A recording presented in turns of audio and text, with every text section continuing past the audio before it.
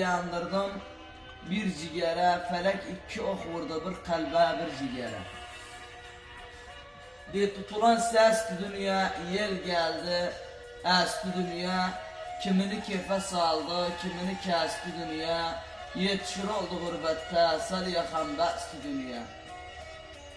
Fakirin yoxdu adamı, mən sevdim tox adamı, qürbətin xeyriyyəti dəyişdi çox adamı.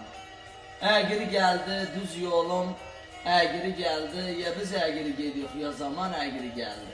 O dağların daşı yox, qara gözlər yaşı yox, 17 ildə Iraqda, ha qorxunan yaşı yox. Çörək yaptım sacından, altın olmaz tacından, siz yeyin geyi gət millət ölsün acından.